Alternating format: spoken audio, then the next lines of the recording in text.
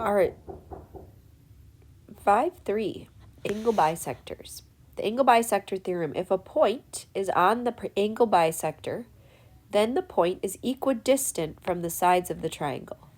So if we know point D lies on an angle bisector, so this angle and this angle are the same, then we can say that the distance from D to this side of the angle and the distance from point D to the other side of the angle are going to be congruent. So let's see what we say. It says here, it says if AD bisects angle BAC, and AB is perpendicular to BD, and AC is perpendicular to CD, then BD is congruent to DC. So why is this true? You can think of angle, side. We know this angle. We know this angle. We know they share this side. So angle, side shows that these triangles are congruent. And if the triangles are congruent, then all their corresponding parts are congruent. The converse is true. If A is on the interior of an angle and equidistant from the sides of an angle, then the point is on the angle bisector. So that means that AD is going to be the angle bisector. So AD bisects angle BAC. And we know that because of two parts. We know we have 90-degree angles here, and we know that these two sides are congruent. And so that would be by HL, those triangles are congruent because we have a 90-degree angle, we have the reflexive property, and we have one additional side, so the hypotenuse leg. Find the value of x. Well, because we know this is a angle bisector and it's perpendicular, then we can say that these are equal. So 5x equals 6x minus 5. I'm going to subtract 6x from both sides.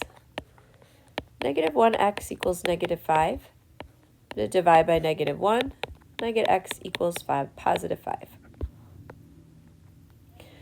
5. Similarly, with example 2, we know that DB bisects angle ABC because of these arc marks.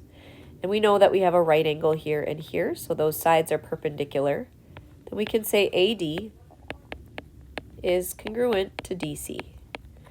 So I'm going to set 13x minus 4 equal to 8x plus 11. I'm going to subtract 8x. And I get 5x minus 4 equals 11. I'm going to add 4.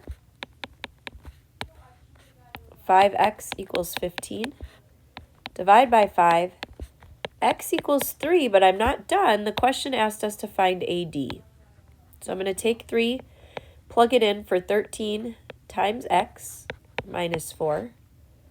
39 minus 4 is 35. Works with angles too, the converse.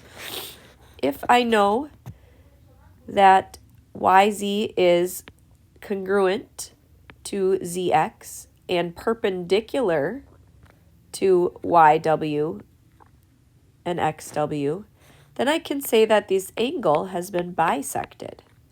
So I can set these two parts equal to each other. I'm going to subtract 3x from both sides. I get 5x minus 32. I'm going to add 32 to both sides. I get 35 equals 5x. Divide by 5. X equals 7.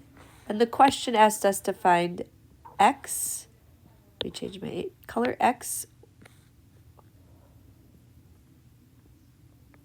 Y, Z. That must be a typo.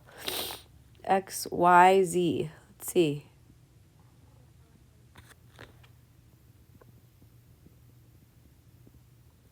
Well, I can plug in x to find this angle here. 8 times 7 is 56 minus 32. I get 24.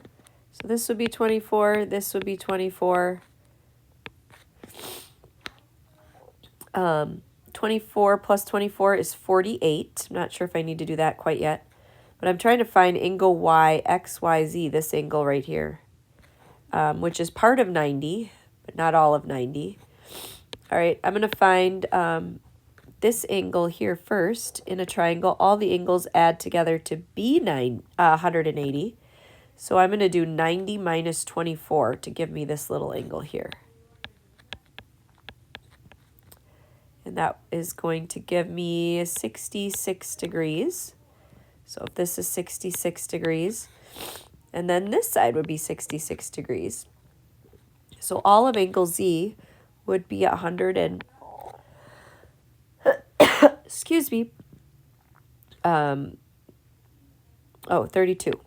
132 degrees. And then if I draw in that angle, this is an isosceles triangle. It's getting kind of messy. Let me erase it. This is an isosceles triangle, and so we're trying to find the base angles here, and we know the vertex angle is 132. So same thing, 180 minus 132. 180 minus 132 is 48. And then 48 divided by 2 is 24. So I'm guessing this was a typo. And they wanted you to find XWZ. But if not, we are able to find this angle too. Makes it more of an interesting problem though. Example 4, explain. Is DB congruent to DC? We're going to look for congruent triangles. So all I know is that these are perpendicular, so this would be perpendicular. I know AD is congruent to AD itself. That's all I know. Can I show that these triangles are congruent?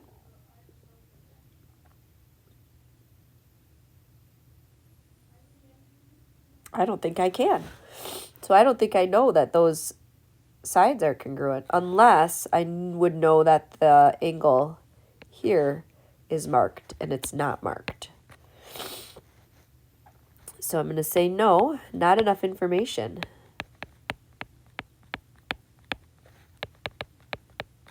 Let's look at the next one. All I know is that this angle is congruent to this angle.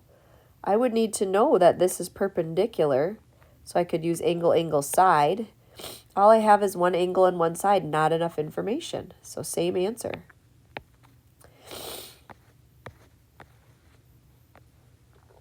All right. You can work on the homework here and do it all on paper, and then it is in Schoology for you to enter your answer and answer in Schoology.